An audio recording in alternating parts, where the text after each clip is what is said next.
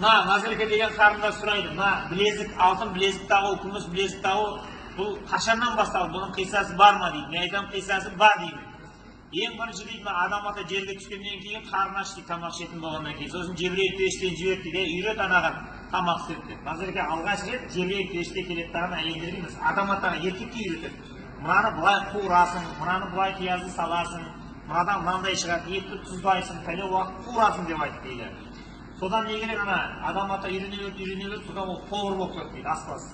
Әлі күнге дейін жердің бетінде үлкен ресторандарда шеф поварлардың еркек болатын содан екен дейді. Еркек адамдар пісірген тамағың дәмді болатын содан енді. Содан енді адам ата үйреніп алды да Жебірейілден. Енді Хауа ана бар емес пе? Соған айтты да, ет сені тамақ істеуді үйренбей ертең аңға кетемін, жаугершілікке кетемін, неше түрлі заман болады, заңғандай. Сен мынаны үйреніп ал деп айтты дейді. Содан кеткеннен кейін енді адамның мына қолы дейді, бұрын таза тамаққа жұмсайтын еді, енді мына қолдар ренжіді дейді. Ойбай, біз енді мына баланың жаңағы үлкен дәретін жуады, кіші дәретін жуады, жаңағыдай жалаяқтарды жуады, енді қалай болады дейді.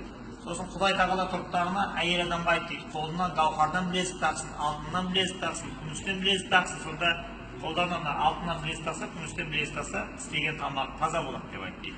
Сөйтіп дағын Хауаны осылай сен сияқты тұрып дейді, қолына Жебірейіл келді дағына, біреуі гауһардан, біреуін алтыннан, біреуі күмістен тағып еді дейді. Бізді мынау бұлғайтын болды ғой енді Хауаны әр нәрсеге салып берді дағын алтын дейді.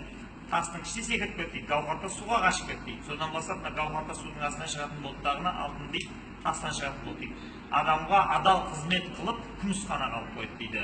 Содан бастап мына әйел адам қолына күміс білезік тағып тамақ пісіретін болса, оның пісірген тамағы таза һәм дәмді болатын болды дейді.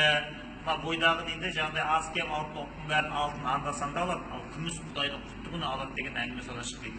Әрине енді бұл аңыздың қанын Құдайдың өзі біледі, баяғыдан жеткен әңгіме. Сөйде тек кейінгі ұрпақ, алдыңғы ағалар бізге есті бір әңгіме айтып қалдырма деп ренжімесін деп аз кем әңгіме шығарып